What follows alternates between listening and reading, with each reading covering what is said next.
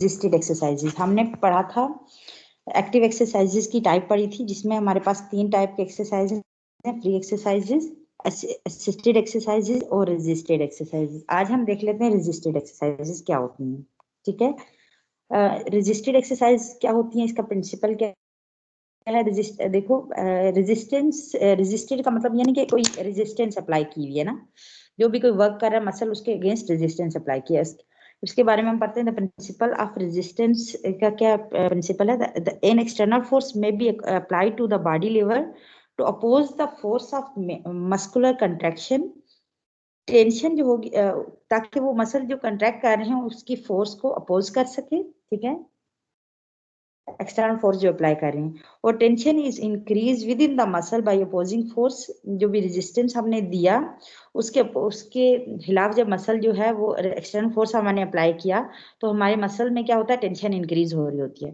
ठीक है, the muscle response by increasing in their power and hypertrophy. उससे क्या होता है, मसल का या तो पावर इंक्रीज हो जाएगा या फिर वो उनमें हाइपरट्रॉफी हो जाएगी। ठीक है, हाइपरट्रॉफी यानी उनका मसल का साइज इंक्रीज होगा। जब हम as the increase a muscle development occur हो रही होती है in response to increase the intermuscular tension, तो उससे क्या होता है, वो इंटरमस्कुलर टेंशन का भी इंक्रीज हो रही होती है, क्योंकि हमने उस पर मैक्सिमम रेजिस्टेंस अप्लाई की। ठीक है, which is consistent with the ability of muscle to overcome it will elicit the maximum development। उससे क्या होगा, जब मैक्सिमम हमने रेजिस्टेंस अप्लाई की, वो कंसिस्टेंट थी, उसने क्या किया, मसल ने अपनी एबिलिटी शो की, तो उसने या तो पावर डेवलप किया या फिर हाइपरट्रॉफी हो गया। ठीक हो गया। आगे आपके पास एक स्क्रीन शो नहीं हो रही बेटा आपको? मैम पहले कोई थ्योरी अभी बीच में होती है, फिर चली जाती है वापस। आपका नेट स्लो होगा बेटा। Okay ma'am. अच्छा, यहाँ पे आपके पास देखो एक इमेज है रेजिस्टेंस एक्सरसाइज की, कि रेजिस्टेंस किस तरह अप्लाई करनी है। हमारे पास मसल का जो पावर है, मसल का जो फॉर एग्जांपल हमारे पास 5 न्यूटन मसल का पावर है। ठीक है, तो मसल ने क्या किया, एक्सरसाइज यानी कि उसने, मैं यहाँ पे एल्बो की एग्जांपल देती हूँ।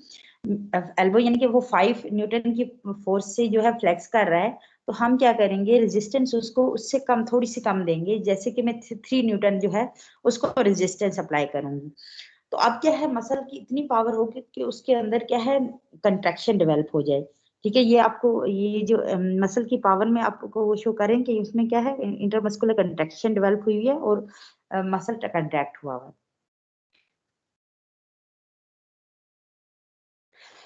अच्छा, जब भी when the applying the resistance the power of muscle must always be greater than the resisting force। जब भी हम रेजिस्टेंस अप्लाई करते हैं तो मसल की पावर उससे थोड़ी ज्यादा होनी चाहिए, ताकि in order to allow a contraction हो और कंट्रोल मूवमेंट टेक प्लेस हो। when the muscle power और रेजिस्टेंस फोर्स इक्वल होंगी तो मैक्सिमम, जब भी ये दोनों फोर्सेस अगर कभी इक्वल हो जाते हैं तो मैक्सिमम टेंशन तो क्रिएट हो रहा होता है, लेकिन मूवमेंट नहीं अकर नहीं होती ना। ठीक है, हमें क्या करना होता है, बिलो द रेजिस्ट, हमने जो मसल का पावर है उससे थोड़ा कम रखनी होती है रेजिस्टेंस। ठीक है, और जो हम या फिर अगर उसके इक्वल हो जाता है तो मूवमेंट अकर नहीं हो रही होती है, क्योंकि दोनों पैरेलल हैं, एक उतनी फोर्स मसल की भी है, उतनी हमने रेजिस्टेंस दी है, तो फिर मूवमेंट अकर नहीं होती उससे। या फिर अगर हम फोर्स को एक्सीड कर देते हैं, पावर जो मसल के कंट्रैक्ट हो रहा है मसल उससे ज्यादा हो रहे होते हैं, तो फिर क्या करता है, मसल कोशिश करता है कि उस फोर्स को ओवरकम करे, वो ज्यादा इलांगेट होगा और वो क्या करेगा, वो मतलब उसकी जो फोर्स होगी बियॉन्ड द कंट्रोल होगी, तो वो क्या करता है, उससे क्या होता है, जो इंजरी हो जाएगी मसल में और या फिर जॉइंट्स में या मसल में इंजरी हो जाएगी, क्योंकि उसने क्या किया, उस फोर्स को ओवरकम करने की कोशिश की और वो उसने एक स्पीड से ना उसको ओवरकम करने की कोशिश की, उससे इंजरी हो सकती है या फिर जॉइंट में या मसल में। ठीक है, तो इसलिए क्या है, फोर्स रेजिस्टेंस की जो फोर्स होगी वो हमेशा इतनी होनी चाहिए जो मसल जो उसको बेयर करे उससे, मतलब जितनी मसल की फोर्स है उससे कम होनी चाहिए। ठीक हो गया। कुछ फैक्टर हैं जो कंट्रीब्यूट कर रहे होते हैं development of the muscular efficiency. Efficiency को कंट्रीब्यूट करने के लिए कुछ फैक्टर्स हैं। हमारे पास पावर है, एंड्योरेंस है, वॉल्यूम है, speed of contraction and coordination. अच्छा, first three are interrelated and can be built up by the use of resistance exercises। first three को हम क्या कर रहे होते हैं यहाँ पे यूज क्या होता है, ये आपस में इंटर रिलेटेड हैं, क्योंकि जब हम पावर इंक्रीज करते हैं, एंड्योरेंस, ये सारी वॉल्यूम किससे इंक्रीज हो रहा होता है, रेजिस्टेड एक्सरसाइजेज से। जब हम पावर की बात करते हैं तो power develop in response to the application of maximum resistance. जब भी हमने कोई भी मैक्सिमम रेजिस्टेंस अप्लाई की, पावर डेवलप हुआ, which is consistent with the ability of muscle to overcome it. Therefore power is built when the muscle work against a progressively increasing resistance। obviously हमने progressive increasing resistance किया तो उसके नतीजे में हमारे पास muscle का power develop हुआ। जब हम बात करते हैं, क्योंकि जब हम बात करते हैं पावर की as the essential factor, power is development is the magnitude of the resistance. Magnitude of resistance जो है वो पावर डेवलपमेंट में इंपॉर्टेंट प्ले करता है, क्योंकि इस मेथड में हम क्या कर रहे हैं, इस मेथड में हम क्या कर, पावर को डेवलप करने के लिए हम क्या करते हैं, हैवी रेजिस्टेंस लो रिपीटिशन एक्सरसाइज देते हैं। यानी कि जिसमें हैवी रेजिस्टेंस होगी और लो रिपीटिशन होगी। यानी कि फॉर एग्जांपल मैंने रेजिस्टेंस हैवी देनी है और उसका रिपीटिशन कम रखना है। फॉर एग्जांपल मैंने किसी भी पेशेंट को कहा कि उसको फ्लेक्शन ऑफ द एल्बो करनी है, तो मैं उसको मैक्सिमम, फॉर एग्जांपल उसका जो अभी वेट जो है 5 न्यूटन वो कर सकता है, रेजिस्ट कर सकता है, तो मैंने उसको क्या किया, 4 न्यूटन तो उसको दे दी रेजिस्टेंस, यानी हैवी रेजिस्टेंस दी, लेकिन उसको मैंने कहा सिर्फ आपने 5 मरतबा रिपीटिशन करनी है। ठीक है, मैंने उसको ये नहीं कहा कि उसको 10 मरतबा रिपीटिशन करनी है। नो, जब हम पावर की बात करते हैं तो उसमें कब क्या होता है, हैवी रेजिस्टेंस और लो रिपीटिशन एक्सरसाइज आती है। ठीक हो गया। The number of time of movement repeated being relatively few to allow a resistance to be greater as possible.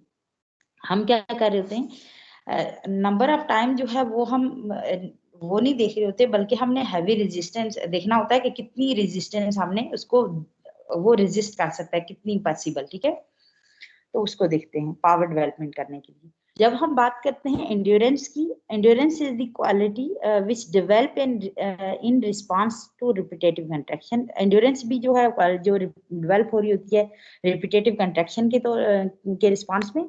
Therefore it is the number of contraction which is essential factor. इसमें क्या है, number of contraction जो है वो important play role कर रहे होते हैं एंड्योरेंस के लिए। इस मेथड के लिए हम क्या करते हैं, लाइट रेजिस्टेंस और हाई रिपीटिशन यूज करते हैं।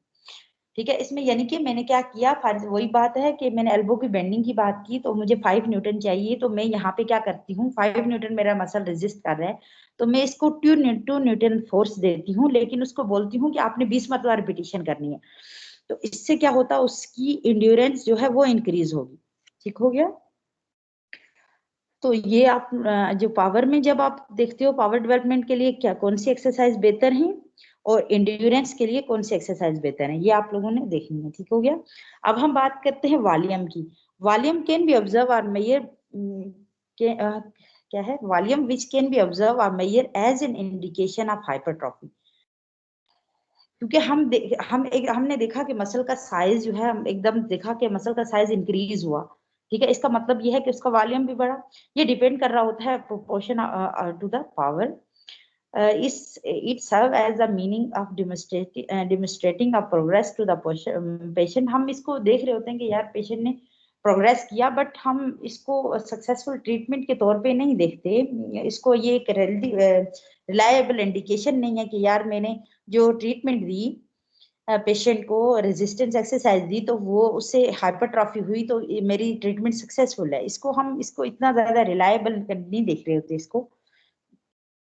ठीक है, देन हम देखते हैं स्किल। स्किल क्या है, is estimating the capacity of muscle at every stage of treatment and matching with the correct amount of resistance. हम क्या करते हैं इसमें कि उसने किस तरीके से रेजिस्टेंस को ओवरकम किया, उसने उसने अपनी स्किल मतलब उसमें कितना अच्छा हो गया उस एक्सरसाइजेज में, उन्हें स्किल आ गई। ये इसको हम एज अ की नोट के तौर पे यूज कर रहे होते हैं कि ये एक सक्सेसफुल रजिस्टर्ड एक्सरसाइजेज, यानी कि जो हमने एक्सरसाइजेज दी, रजिस्टर्ड एक्सरसाइजेज दी, वो पेशेंट के लिए सही है, इफेक्टिव हैं, ठीक है। और उन रजिस्टर्ड एक्सरसाइजेज से पेशेंट को स्किल डेवलप हुई और हम कह सकते हैं ये सक्सेसफुल है registered exercise. Variation of power of muscle in different part of their range. देखो डिफरेंट वेरिएशन होती है पावर की डिफरेंट पार्ट्स में, parts of range of motion के डिफरेंट पार्ट्स में वेरिएशन होती है पावर की। Muscle which are capable of producing considerable range of joint movement are not equally powerful in all part of their joint. देखो वही मैंने बात लास्ट टाइम भी बात की थी कि जो कुछ मसल ऐसे हैं जो फॉर एग्जांपल एक मसल है वो इनिशियल रेंज में पावरफुल है, एंड रेंज में शायद नहीं पावरफुल, तो ये डिपेंड कर रहा होता है, वेरी कर रहा होता है। Physiologically muscle are capable for exerting the greater strength when they are fully extended, यानी कि फिजियोलॉजिकली हम पढ़ रहे होते हैं कि जो मसल है वो एक्सर्ट कर रहा होता है ग्रेटर स्ट्रेंथ जब वो फुली एक्सटेंडेड पोजीशन पे हो, यानी कि आउटर रेंज में हो। तो जब भी वो शॉर्टर रेंज में जाएगा यानी कि कंट्रैक्टेड स्टेट में जाएगा तो उसकी फोर्स जो होगी डिमिनिश हो जाएगी, ठीक है। बट ये केस जो है, एक जो हमारा सोलियस मसल है, यानी कि आप हमारा सोलियस मसल कहाँ पे है, लोअर लिम्ब में, बैक साइड पे, ठीक है। हमारी जो लेग के बैक साइड पे सोलियस मसल, उसमें क्या होता है, मैकेनिकल फैक्टर जो है वो क्या कर रहे होते हैं, एंगल ऑफ पुल जो है, आप मैकेनिकल फैक्टर जो है वो एक्ट कर रहे होते हैं, जैसे angle of pull of tendon जो इंसर्ट हो रहा होता है उसके एंगल जो है, एंगल ऑफ पुल जो है वो उस पे एक्ट कर रहे होते हैं। देखो जब आपने एंगल ऑफ पुल पढ़ा था काइनेसियोलॉजी में फर्स्ट सेमेस्टर में कि एंगल ऑफ पुल कहाँ पे जो है वो इफेक्टिव होता है ना, तो यहाँ पे क्या है, the effect of pull on the lever is greater कब हो रहा होता है, when the angle of pull is approach to right angle, यानी 90 डिग्री जब होगा तब क्या है, इफेक्टिव हो जाएगा क्या, एंगल ऑफ पुल। ऐसे ही था ना। फॉर एग्जाम्पल इन एग्जाम्पल दिया physiologically the flexor of elbow are stronger in their outer range, कि इनने कहा फिजियोलॉजिकली जो फ्लेक्सर हैं एल्बो के वो आउटर रेंज में ज्यादा स्ट्रांगर होते हैं, बट लेकिन मैकेनिकली जो है वो स्ट्रांगेस्ट होते हैं मिड रेंज में, ठीक है। फिजियोलॉजिकल प्रॉपर्टीज अलग हैं होती हैं और मैकेनिकल प्रॉपर्टीज अलग होती है। मैकेनिकल प्रॉपर्टीज में क्या होता है, आपकी जो फोर्सेस जो वर्क कर रही होती हैं, आपके इंटरनल फोर्सेस, एक्सटर्नल फोर्सेस, और आपकी जो अदर जो आपकी जो सराउंडिंग जॉइंट्स हैं उसके अकॉर्डिंग जो भी आपकी फोर्स, जो आपकी मसल जो जहाँ पे आपकी मूवमेंट हो रही होती है उसमें आप मैकेनिकली देख रहे होते हो इम्पैक्ट ना। तो जब हम यहाँ पे देखते हैं जो एल्बो की जो फ्लेक्सर ऑफ एल्बो हैं वो स्ट्रांगेस्ट होते हैं कहाँ पे, मिड में, मिड रेंज में। अगर हम इन दोनों फैक्टर को लेके देखें तो हम ये देखते हैं कि हम ये अगर इन दोनों फैक्टर को लेके चले मैकेनिकली या physiologically, and allowance is made to overcome the, ये जो इनिशियल इनर्शिया है ना उसको ओवरकम करने के लिए ये सब हो रहा होता है। और ये हम एस्टिमेट ये कर रहे होते हैं कि देखो जो हमारी जो मसल हैं वो मोर एफिशिएंट होते हैं इन outer part of Miller range में, ठीक है। यानी कि हम ये कह सकते हैं कि जो जो outer part of Miller range है वो हमारे वो इफेक्टिव है, ठीक है, जिसमें आपकी जो मसल स्ट्रांगली वर्क करेगा।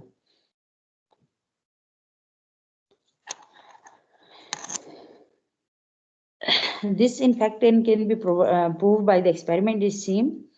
However, this is relatively important for this factor vary कर रहा होता है in different muscle में, but broadly speaking जो हम देख रहे हैं कि each group जो found to be more powerful in part of range, उस part में ये muscle मतलब पावरफुल होते हैं। जैसे कि हम बैठे हुए हैं, हमारा एक हैबिचुअल पास्चर है, उसमें हम ये कहते हैं कि जो भी हैबिचुअल पास्चर होगा हमारा, उसमें हमारे जो मसल हैं वो स्ट्रांगेस्ट वर्क कर रहे हैं, वो यानी वो पावरफुल है। जैसे कि शोल्डर फ्लेक्सर्स हैं इन आउटर रेंज में, वो क्या करेंगे, वो मैक्सिमम मतलब पावरफुल होते हैं। इस तरह हिप एक्सटेंसर जो हैं वो इनर रेंज में पावरफुल होते हैं। यानी कि जो हैबिचुअल पोस्चर है वो डिपेंड कर रहा होता है कि आपकी मसल की कौन सा मसल कितना कौन सी रेंज में पावरफुल है। In giving manual resistance, these variation in the power can be felt and the resistance adjust accordingly. ये जो रेजिस्टेंस है, हम मैनुअली रेजिस्टेंस हमने वेरिएशन देखी है, बट जब हम अदर मीन्स ऑफ रेजिस्टेंस देखते हैं, जैसे कि हमने एक्सटर्नल फोर्स किसी थ्रू कोई इक्विपमेंट से दी है, तो उससे हमें ये फाइंडिंग शायद नहीं मिल सकी ना।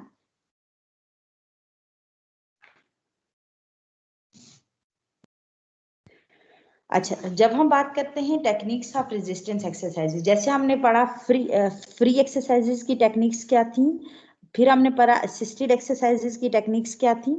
इस तरह हम देखते हैं इसकी सबसे पहली टेक्निक है starting position. Starting position important है। इसमें क्या होता है, comfort and stability of the body as a whole ensure करे कि patient whole attention is concentrated, patient की अटेंशन कहाँ पे कंसंट्रेट कर रही हो कि पैटर्न ऑफ मूवमेंट कैसा है, and the effect required to overcome the resistance, कि कौन से एफर्ट वो पेशेंट लगाए ताकि वो रेजिस्टेंस को ओवरकम करे, और पैटर्न ऑफ मूवमेंट यानी कि कौन से पैटर्न ऑफ मूवमेंट होना चाहिए। ठीक है, जब हम बात करते हैं पैटर्न ऑफ मूवमेंट की, this must be well known by the patient and can teach bye, हम फ्री एक्सरसाइज से इसको टीच कर रहे होते हैं। ठीक है, कि आपने ये वाली ये इस तरह मूवमेंट करनी है, आपने फ्री एक्सरसाइज पे टीच करना है कि आप मैंने फ्लेक्शन आपको करवानी है, तो फिर आप बताते हो कि मैंने रेजिस्टेंस इस तरह देनी है। तो pattern should be whenever possible by one which allow the contraction of the muscle in full range and should be based on natural pattern of purposeful movement, और नेचुरल पैटर्न उसमें होना चाहिए। हाँ, मैम एक दो सेकंड। एक minute. अच्छा,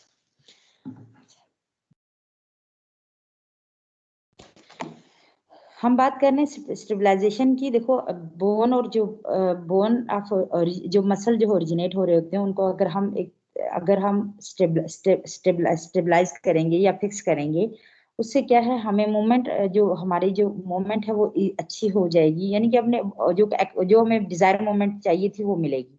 ठीक है, अगर आप स्टेबलाइजेशन नहीं कर रहे होते तो स्टेबलाइजेशन नहीं होती, तो वो क्या होता है, जो हमारे जो मसल्स हैं वो क्या कर रहे होते हैं, फोर्स ट्रांसफर कर रहे होते हैं डिफरेंट दूसरे मसल्स के ना। उससे क्या होता है, जो कौन गया, हाँ, जो भी मसल जो होते हैं ट्रांसफर कर रहे होते हैं अपने दूसरे मसल से, इससे क्या होता है, मूवमेंट जो है नाइबरिंग जॉइंट पे भी ट्रांसफर होती है, उससे जो मूवमेंट का पैटर्न है वो अल्टर्ड हो जाता है।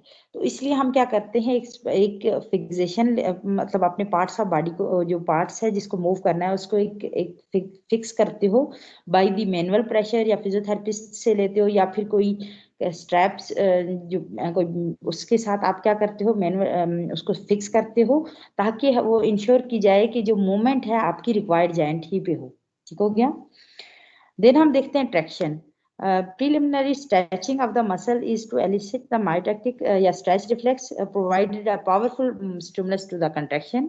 वो क्या करता है, powerful stimulus to the contraction कर रहा होता है। ट्रैक्शन जो है मेंटेन हो रही होती है through out the muscles, through out the range में क्या है, ट्रैक्शन हो रही होती है, जिससे जॉइंट की मूवमेंट और टेंशन जो है मेंटेन होती है, ताकि क्या है, जो रेजिस्टेंस फोर्स है उसको उसको उसके इफेक्ट को कम आर्ग्यूमेंट कर सके। ठीक हो गया। देना हमारे पास रेजिस्टिंग फोर्स। रेजिस्टिंग फोर्स में क्या, the variety of mean may be employed to supply the force.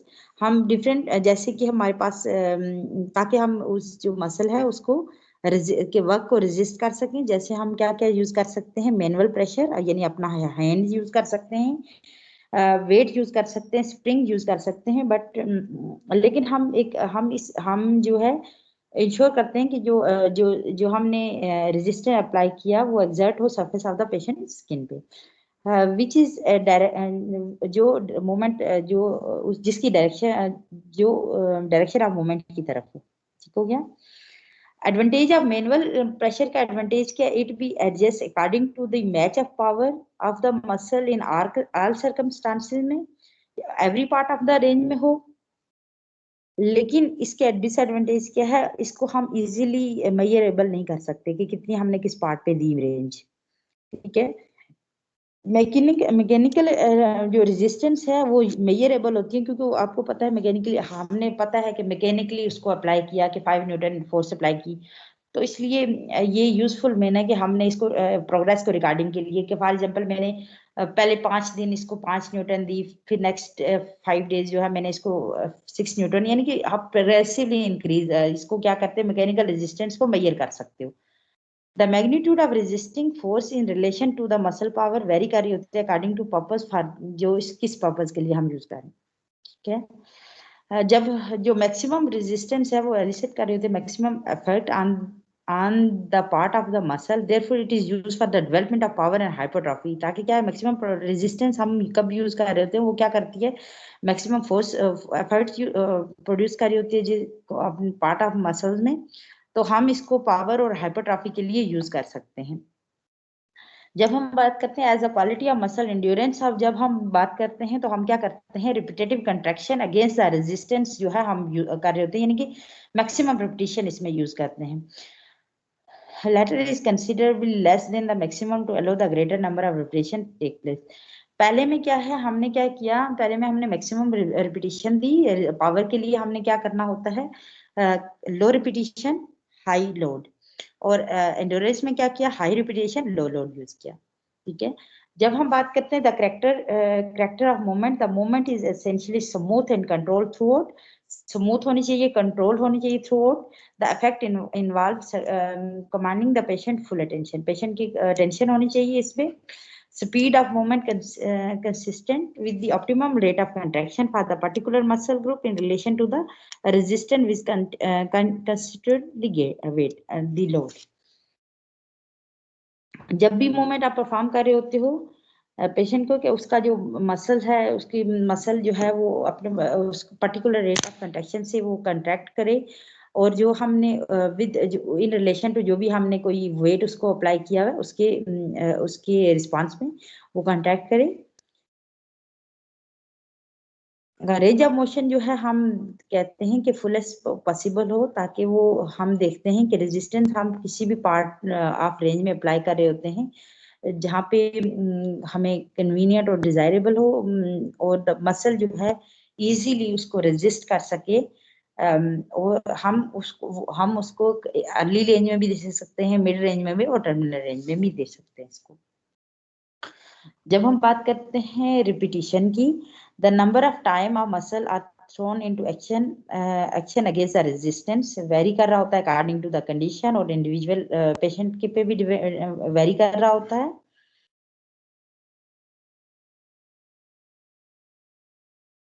हम क्या करते हैं इसमें, लो रेजिस्टेंस और हाई रिपीटिशन देते हैं जब हमें क्या चाहिए, पावर डेवलप करनी होती है। Exercise appear to more suitable for weaker और एल्डर, अच्छा ये एक्सरसाइजेज जो है वीकर और जो एल्डरली पेशेंट होते हैं उनके लिए, जिनके muscle are less reliances than those of young and the strong, ठीक है। उससे क्या होता है, ये एक्सरसाइज इफेक्टिव होती हैं कुछ कंडीशन के लिए जिनमें ऑस्टियोआर्थराइटिस के पेशेंट हैं उनमें, क्योंकि हमने इनको लो रेजिस्टेंस दिया बट उनको हाई रिपीटिशन दिया।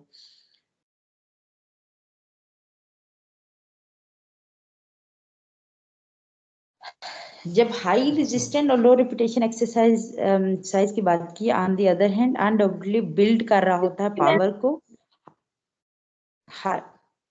बिल्ड कर रहा होता है पावर को, और हाइपरट्रॉफी करता है मसल को, जो उन मसल में जो डिसयूज होते हैं पहले से ना, या फिर उनमें कोई ट्रॉमेटिक इंजरी होगी, या फिर कोई आर्थोपेडिक सर्जरी हुई है, जैसे मेनिस्टेक्टमी हुई है किसी की, उसके लिए, या फिर क्या है, अगर किसी को किसी में अगर फ्यूजन है या जॉइंट की चेंजिंग प्रेजेंट है, जैसे रूमेटॉइड आर्थराइटिस, तो उसके लिए हम क्या करते हैं, static resisted contraction of muscle जो है वो यूज कर रहे होते हैं विद हाई रिपीटेशन। हम कहते हैं कि ये वैल्यूएबल है ताकि मसल की एफिशिएंसी को रिटेन करें, और ये किसी भी पार्ट पे अप्लाई कर सकते हैं अगर विद पेन फ्री मूवमेंट में अप्लाई कर सकते हैं। नेक्स्ट है हमारे पास cooperation of the patient. Cooperation important है, the effort exerted by the patient and interest of treatment undoubtedly play an important role in development of the muscle by the mean of resistance exercises. Patient आपके साथ cooperate कर रहा है, patient को उसको effect पता है, उसके पेशेंट अपनी ट्रीटमेंट में इंटरेस्ट ले रहा है, तो उससे क्या है, पेशेंट को वो दिखता है कि मेरी जो रेजिस्टेंस जो अप्लाई की हुई है उससे अच्छे इफेक्ट आए हैं। इंटरेस्ट जो है पेशेंट का, हम किस तरह स्टिमुलेट कर रहे होते हैं, हम उसकी रेगुलर मेजरमेंट ले रहे होते हैं, या उसकी जो रेगुलर उसकी कितना प्रोग्रेस किया उसको देख रहे होते हैं, वर्बल इनकरेजमेंट करते हैं, उसको दे रहे होते हैं। इन सुटेबल केसेस, कुछ केसेस में हम क्या करते हैं, पेशेंट को कंपटीशन देते हैं कि भाई उसने इतना कर दिया, आप भी इतनी मूवमेंट करनी है, परफॉर्म करनी है। तो इससे क्या है, पेशेंट को कोऑपरेट करता है और पेशेंट के लिए ऑब्वियसली इफेक्टिव होती है इस तरह की एक्टिविटीज